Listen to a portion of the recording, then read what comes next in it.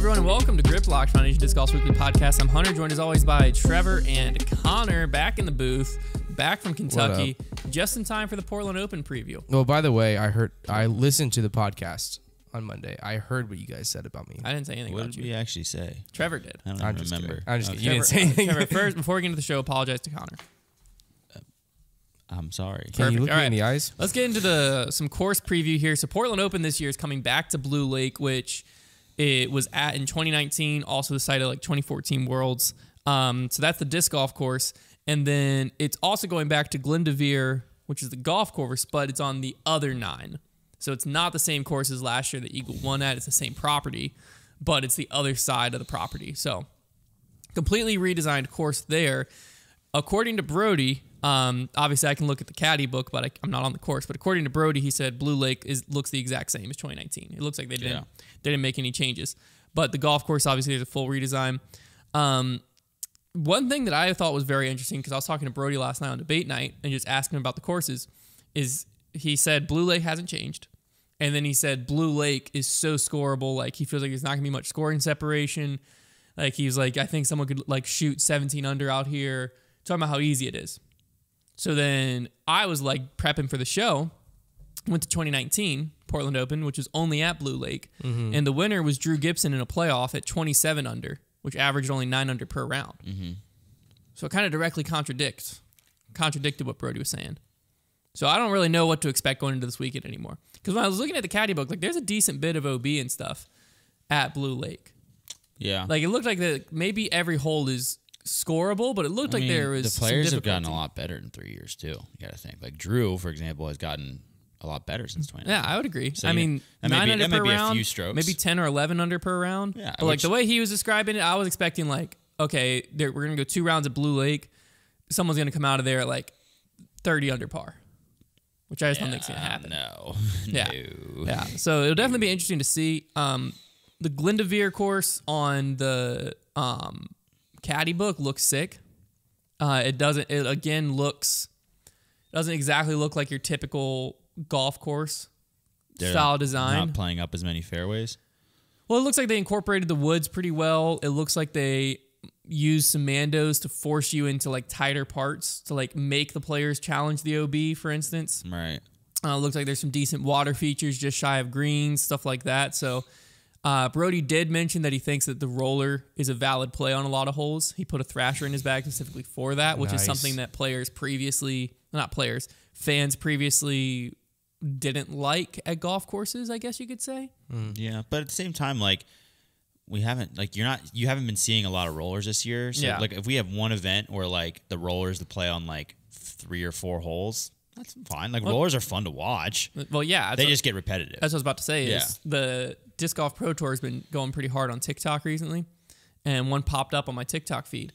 And it was of Nico throwing a sick roller at the Portland Open. Yeah, one that curled all the way back in. Yeah, has like 4 million views on TikTok. Wow. Rollers are good for social media. Rollers are good for the sport. Yeah. All right, that's what we're saying here. Grow the sport. Isn't it so fun? It's such like an anti-disc golf play though, because it's like technically not what the disc was designed to do. Yeah. But it's very exciting. It is. It is a circle. It's a circle, and the stability of the disc affects how it rolls. Yeah. Mm-hmm. I mean, who is the first? Like, the other thing that blew up who recently. was the first one to throw a roller? Like, think about how ridiculous the first person to throw a roller in like a. It definitely was a mistake. Yeah. Well, the first person to ever throw a roller. Yeah, you're right. Well, sure. And they're like, wait a second. And they're like, no, what if I try to do that? Yeah. Think about that.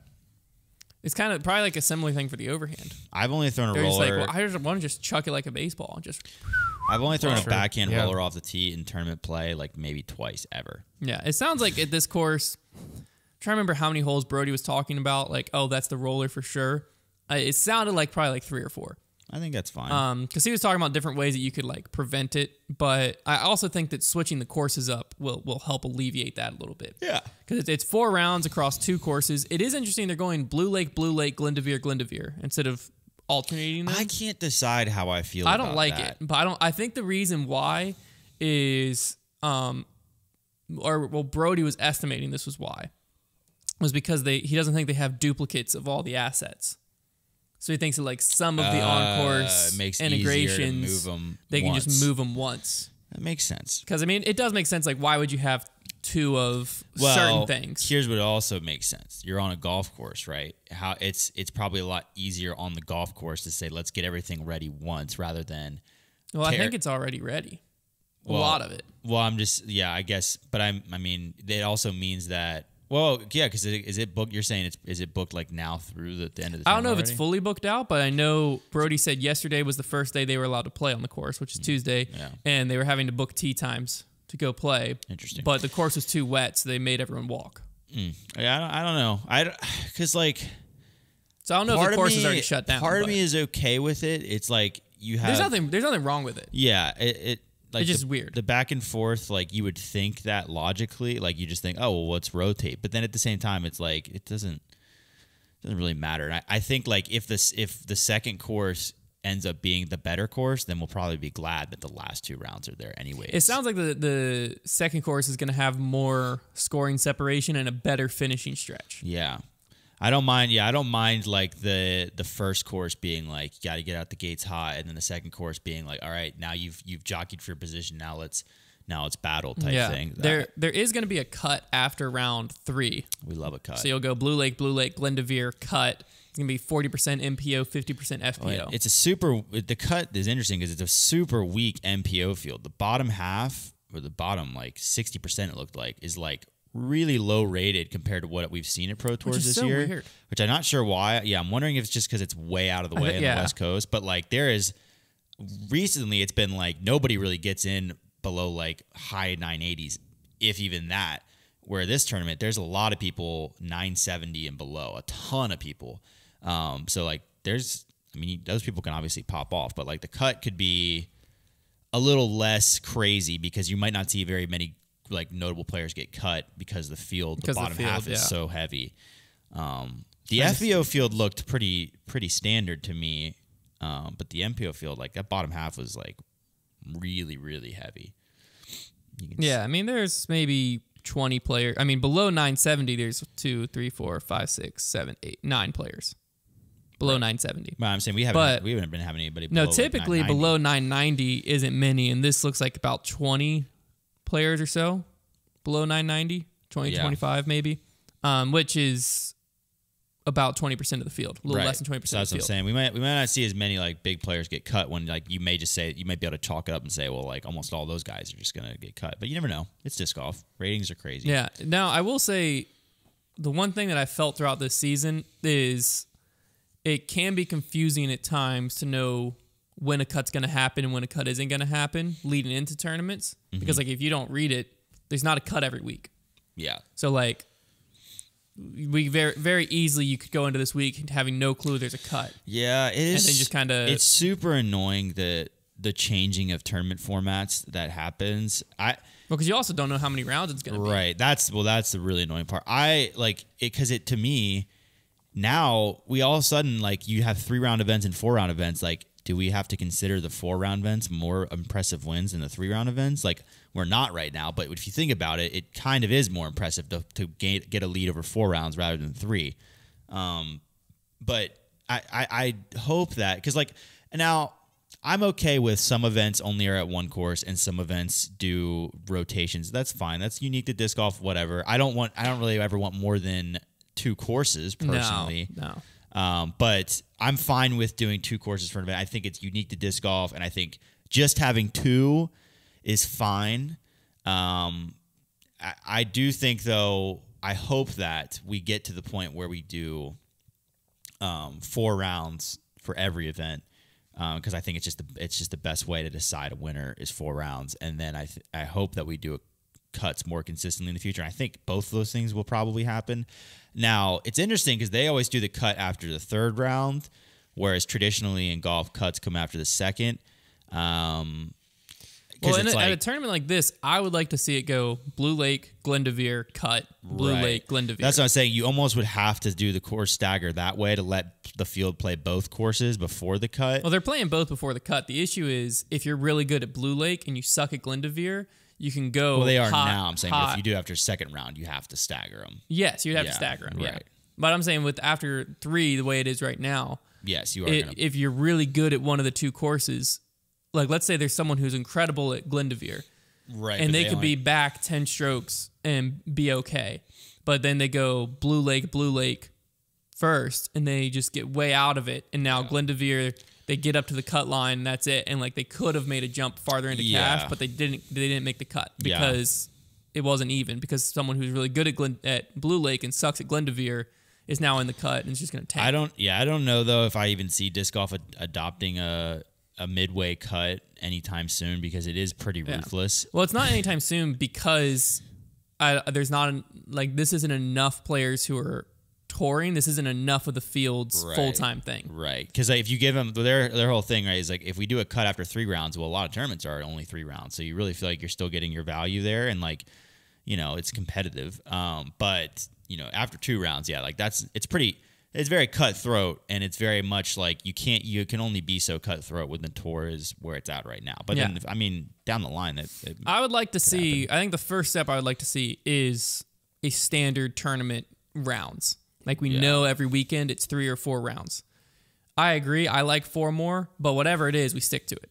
Yeah. I would like to just, you know, going in, because like even for us doing the preview show, this is a very minor inconvenience, but we never know what day it's going to be on. We had to like look forward and be like, are we doing it on a Wednesday? Are we doing it on Thursday? Because we do it the day before a tournament starts. And if it's a 3-day tournament, we do it on Thursday. If it's a 4-day tournament, we do it on Wednesday. Mm-hmm. Except for USDGC, we'd have to do it on Tuesday because they randomly start Wednesday through Saturday. They changed it though. Yeah, they did change it this year. But previously, Wednesday through Saturday. Yeah. So like it would be nice to, there's a pro tour. It's starting on Thursday. Thursday, Friday, Saturday, Sunday. Right. And you know that's what's going on. And it also, or if it was started Friday, you knew, because it's easier to kind of plan your viewing schedule. Yeah. But the field size is interesting. I'm thinking it's just because it's such an isolated part of the country, the Northwest, that like a lot of players just aren't traveling up there. But then on the East Coast, when that East Coast happens, because it's a very similar thing where it's an isolated part, the East Coast is like more important events where they're playoff events and stuff. Yeah. So like you'll see players travel over there because it is weird that like a decent chunk of the top players are like Midwest to East Coast. It feels like. Am I wrong? A chunk of the top players? Because like you feel like certain players not going to event, like Chris Dickerson is arguably the best player in the world right now, and he's just not going out west because he wants to just kind of stay locally towards the East Coast where he's from. Right. Ricky's East Coast guy. Paul was a West Coast guy. We'll keep him there. Galvin, East Coast guy. Where else are we going? Conrad, East Coast guy. Yeah, it does seem like that, yeah. Kevin Jones, technically East, right? Arkansas? I don't know. Geography is not my strength. Arkansas is East. It's not West, certainly. So, that would be a very interesting... We need like Stat Mando or someone on that, where you go like Midwest East, and then you go Midwest West, and like the top 50 players in the world, where do they land schematically? He's done it with like 1,000 rated players, I think. Yeah, but 1,000 rated, that's so regional.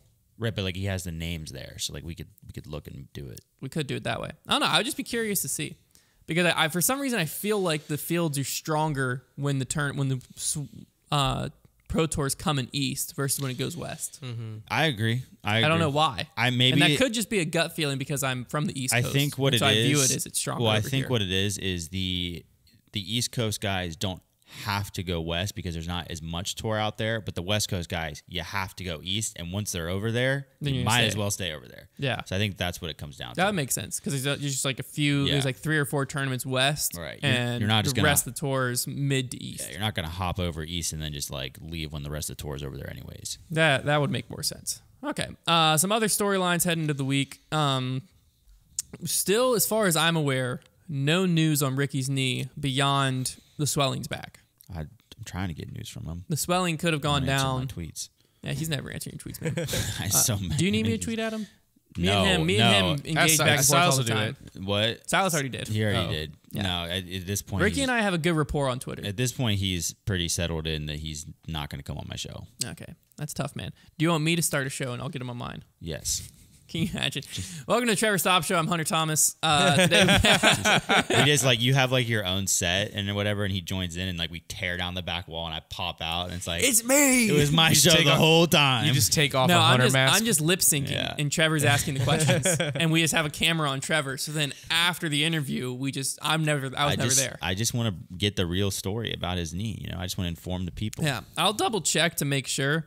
But last we saw was the swelling's back, right? There hasn't been an update since then. I don't believe so. Yeah, we've got. He was emptying his knee of fluids. Well, all he says knee swelling came back after having it drained. So he had it drained. Swelling came back a few days later. Ago was that? That was 4 days ago. Yeah, he's not. So 5 days later, as of right now, there's no reason to think he's not playing. But unsure at what capacity. I mean, what you just read is. But he's never said I'm not playing. He's never even questioned if he's playing in the Portland Open. So there's no reason to think he's not playing. But is it what capacity is he going to play? Yeah, I mean, because like the last tournament, he immediately right after was saying how he was like having to limp the whole tournament. I think I would be surprised if he did play. I think I'd be, and I think if he does play, he's gonna be pretty banged up. I feel like he would have already made post if he wasn't playing because the tournament's tomorrow. Well, I mean, I guess we could probably like. I wonder if Brody knows if he's seen him out there because like he had to be out there. Yeah, I don't know. Maybe he's not even in Portland. I'm gonna stay away from him for my picks. Yeah. So for pick wise, Ricky's not playing. I tried taking the hero Rick route last week and it didn't work. So I'm sure it'll happen this week. Oh yeah, because I mean he could be back to 100%. Again, there's no real information or story out there, but he also could DNF or just not play. But as of right now, he's still on the registration list, and he hasn't put anything on social media to suggest he's not playing. So if he does play, just unsure what capacity, that will really... He's just waiting for this podcast to release so then he can release all the news. He's probably doing it right now. He's typing up the post, and as soon as we start filming the banter after this, then boom. Post. There it is. And then everyone's going to listen to this and be like, man, these grip lock guys, they're so stupid. They just don't do their research. They just don't do their research. They have no idea what's going on in the disc golf world. You're right. We don't. But here we are. Talking to some mics, you know?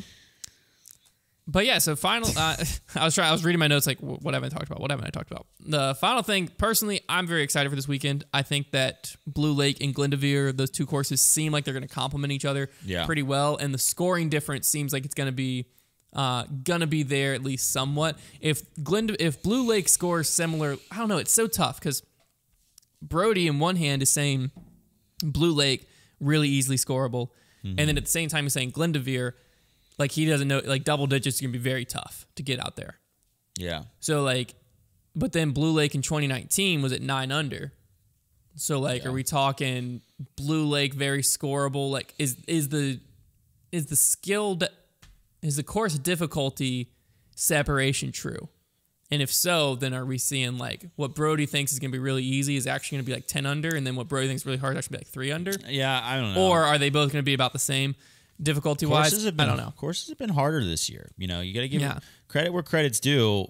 You know, we talked a lot about last year about like how do we make courses more difficult, and the Pro Tour have redesigned a lot of courses and made them difficult to where like we are seeing tournaments where just going out there and shooting 6-7 under can be like huge. Like you can pick up so many strokes, and like that's great. I think that's way more exciting. Yeah, we have so many electric finishes. Right. It also means that you can have a round where you only shoot like 2 under and you can get back into it. Well, then you have a round like Paul at WR Jackson where you randomly are able to, because courses disc golf courses will always be scoreable. Right. Because every hole you're going to be able to birdie. It's just like consistently birdieing throughout the round is what's tough. But what that allows for is you can be, you know, like Paul made up, I want to say it was like 6 to 8 strokes that final round.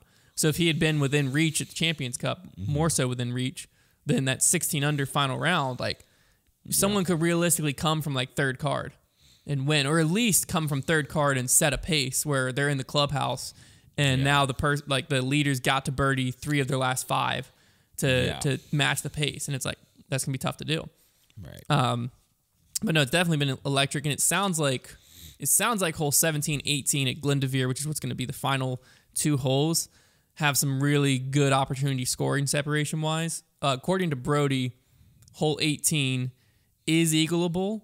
It's a very tough eagle, but it's also double bogeyable.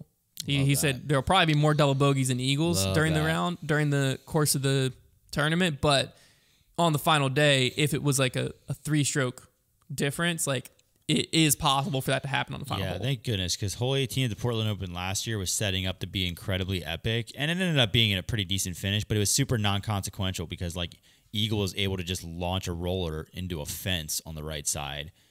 And then scramble. Like let me see if I can pull up the hole 18 It was kind of just map. a wide open fairway shot into like the green was kind of cool. It's but tough like, to know like what the hole actually looks like because I'm just looking at a map, but the map of hole 18 is pretty wild. Is there water? I'm gonna pull it up real quick and I'll describe it to the audio listeners. You're not viewing. Yeah, so there's water. It looks like almost where the landing zone would be to a certain extent. Like you're going to be throwing towards water. And then there's 2 mandos that this is what I was talking about where it forces you out over the OB. It doesn't look like there's really that looks so crazy. It looks like basically the eagle play would be if you're able to, it doesn't say how far that water is, but if you're able to clear the water into this bubble and then go over the OB the like 500 plus feet to the green. Maybe there's a roller play if you get past the water. Maybe. Because I mean, this is a golf fairway, that's a golf fairway, and it looks like that's a golf tee up there, or possibly... Yeah, I would imagine that's a tee there. Might be. So the grass here is probably pretty favorable for a roller, but like you got at least water to consider off the tee, a very, very narrow landing strip with trees, and 2 mandos to go forces you out over the OB, and then a tight green with a tree behind it. I mean, that green looks very tight. Yeah, I'm excited. That green is not even. I mean, it looks like the OB comes within 20 feet around the backside. I'm very excited to see what this redesign looks like. The Pro Tour is getting better at this type of thing. Yeah. So should be last year's course for Portland was kind of pretty stupid. So. I think it was just in that golf course swing. Well, I think it made everyone like it less because we've just seen so many golf courses. This is true, but it was also last minute, so it wasn't really all their fault either. Yeah. Because Milo got wrecked by. It's supposed to go to hurricane. Yeah, that's what even created this because they're going back to Milo, but I don't think Milo's going to have live coverage. They're going back to Milo for Beaver State Fling for Silver Fling. Series. Yeah. All right. Keys to the victory before we get into our predictions. I think they're 2. I always do 2 key to victory. These are basically one and the same, but I separated them into 2 because goated. Why not? First one's gain tee to green. It was important in 2019 at Blue Lake, and I think even with the new Glendoveer course, scrolling through the tee signs, it looks very important out there as well. Scores would suggest that both courses are scoreable, but tough to do so. So I think it's going to be important to give yourself as many opportunities as possible out there. And then this one kind of goes hand in hand, but not fully, which is fairway hit percentage. I think it's just going to be a throwers tournament. And I think both courses play well for the accurate players, and putting's only going to matter if you're throwing the disc well. Because, like we've said before, if you're banging your 40-footers to save pars, you're losing strokes. Right. Well, golf course design is favoring those who can hit fairways and stay in bounds and have really good placement shots. Yeah, and it seems like Blue Lake, it's obviously not a golf course. I think it is only disc golf, at least on the disc golf part of it. It's only disc golf there. But it seems like it that was electric. Settles, or it plays similarly in the difficulty there. So, all right, so let's get into some predictions. So coming into the week, points-wise, we have me in the lead at 69 points, Konner in second at 45 points, and Trevor at 36 points. That is an incredible lead that you have built up, Hunter. Thank you, Austin Hannum. You can thank him for My that. name's Konner, Hunter. Let's go, Trevor. What's your MPO top 3 first? So, I mean, I'm going out there on a limb a little bit with this one just because I can't ignore nostalgia when it looks me in the face. But I've got Simon Lizotte in third. He is got momentum right now. His game is smooth. Like I think he's a guy that I'm going to want in my top 3 right now. Pretty consistent, I think. I've got Galvin in second. You know, he's just your cup of coffee pick right there, you know, Calvin Heimberg. And then I'm going to take Paul in first, mostly because I need to gain points, and I figured you guys might shy away from him. Obviously, he played well at the old Portland Open golf course. Obviously, it's going to be different, but I'm sure there'll be some similarities. And he's got the history of Blue Lake. But mostly, man, I just feel like he is really slumping right now. And this is where it's getting to that point where this is where he pops up and wins one. Like it's getting, because like he does, like we did that for a while last year. And then to the point where it was like, okay, he's just not going to win. But then he does eventually. And I think there's just been too much Palm Best slump talk lately to where like something's got to give. So there you have it. Konner. Well, I also chose Paul to win. Oh my gosh, because we're so I stupid. was genuinely thinking around the same thing, where I felt like it was. He's not going to come in the top 3. And I know, but I feel like it's about time for him to do something, and so I feel like now might be the time. That's a solid train of logic. It's not solid. He's going to come in like 11th. And then Like, I went second. We're so stupid. Second, I also picked Galvin. Galvin might be my number one. Calvin's probably number 2 pick. Yeah, he's Look, probably. I pick him number 2 like every week. Calvin is probably going to win. Who's your third? Gannon Burr. Gannon. Okay, great pick. I thought about Gannon. All right, I don't know where. I looked back at the Ricky's stats of 2019 to see kind of where people were playing Blue Lake well, because I think getting out the gates with the lead is going to be important. And then I think that the golf course is going to play difficult, but I think that it seems like they play similar. So I put Drew Gibson in third place. That's a good He pick. took this tournament I down to pick him. Makes sense. in 2019 in a playoff after 3 rounds at Blue Lake. So I'm feeling pretty good about that. Another player that finished pretty high in 2019 and is playing a lot better now is Simon. So Simon is in my second spot. Yeah. And then I took Calvin Heimberg to win. Sure. Just because Eagle's not there. Best player in the field right now. Ricky is there, but we don't know. We don't know. We don't know the status of Ricky, so I'm scared to put him in my top 3. Mm-hmm. And I don't know. Paul slump. I'm gonna ride the slump until I'm proven wrong. I think that what'll end up happening is Paul at one of these tournaments is going to go like vintage Paul and just dominate everyone, and then the whole storyline will just be like, "Oh, Paul's back, Paul's back, Paul's back." You know what I mean? That happens a couple times a year. That's what I'm saying. So like, I think his putting, like his whole game will be on at one of these tournaments, and he's gonna win by like 8 or 9. And it's going to be impossible to predict, so I'm not going to try to. It is. So, well, you have the lead, so I wouldn't try if I were you. My thing is, I feel like 2 of these 3 people are coming in the top 3. Yes. And so I feel pretty solid about that. And I'd be like, if for the Portland Open, I'm more confident that Drew Gibson's going to be in the top 3 than Paul right now. That's a good pick. It's a scary pick. And those words I don't think would have ever came out of my mouth a year ago today. But yeah, I don't know if here we still are. Could say that. Even after all, just at Portland. Any other tournament, I'm not feeling that way. I mean, let's make that clear. You're right. I mean, he's got to win at Let's Portland. make that. I feel until like Vegas, that was like like Drew, his win. I feel like Drew is like a big vibes guy. He's a big vibes And I think guy. he's gonna walk into Portland, going back to Blue Lake, and be like, because that was his first Pro Tour win. I'm pretty sure. Yeah, no, that was like his win until that's Vegas. What I'm saying. Yeah. I think he's gonna walk back in there and be like, feel like he already owns the place. I think that's gonna be big for Drew this weekend. He may just do that. All right. On the FPO side, I've got Sarah Hokum coming in third. Don't ask me why. Yeah. What year did she win Worlds? 14. Ask me why. Why? They only played 1 round. Well, you know why they call her Sarah Hokum, right? Good vibes. It's all about vibes. No, dude, Why do they call her Sarah Hokum? Because whenever you pick Sarah Hokum to go in the top 3, they say, "How come?" That's funny. That's funny. It sounded better in my head. No, realistically, it was a similar. It was a similar thing to the 2014. I might have just lied to all of you. It sounds right. It was a similar thing to No, Austin Katrina Hannum. won in 2014, didn't she? Dang it. Who Probably won right. last year? Katrina won in 2014. Katrina I won literally, last year. I literally looked it Doesn't up matter. earlier. Like, Doesn't how matter. stupid Again, am I? I said don't ask me why, because my reasoning is I looked at the list and my gut just immediately said Sarah Hokum's coming top 3. So And I far, said, whoop. you've got the I said, healthiest whoop. gut out of all of us. Sarah Hokum top. It's because I drank apple cider vinegar. Katrina Allen, I think, is coming in second, and I am ready to get hurt again by putting Paige Pierce's win. It was Kat. Hokum that year came in 10th. Well, they only played 1 round at Blue Lake, so. And she lost by 13 to Kat at Blue Lake. Hey, you can lose by 13 and come in third. With that being said, I also took Sarah Hokum to take 3rd place.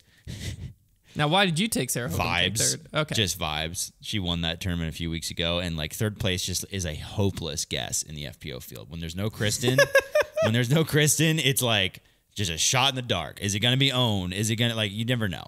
So I was thinking Valerie Mandujano, but Sarah Hokum was just yelling at me. I went, I did. I had the same train of thought, and I went Paige in second, Cat in first. Okay. Flipped it around. So we're not gaining many points Just on because each other. Cat and I don't. All right, I got in third place. I got Val All right. Mandujano. That is. And you're not having Jenkins come back? And then in second place, I have Cat Stevens. Cat Allen. Yeah, Cat Allen. Could've been Cat And then Merch. first page, I got Paige. First page, I got Pierce. First page, I got Pierce. All right. Whoa.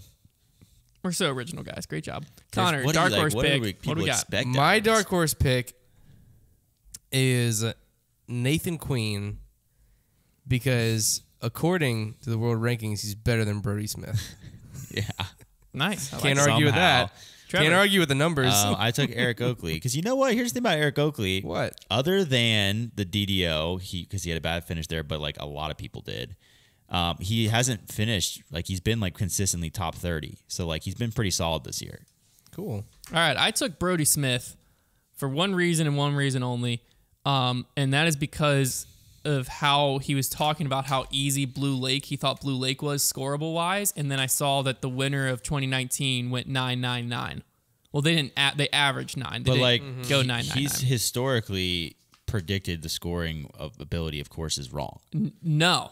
Recently, he's been Has he been spot he's been on recently? dead on. The Okay. hot rounds have been exactly what he said. Okay.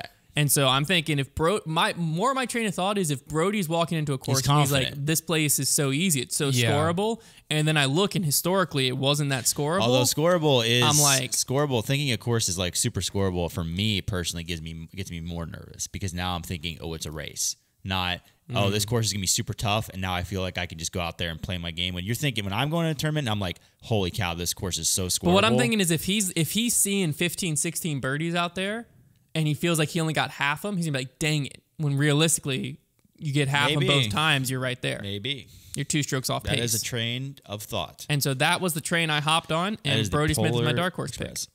So there you have it.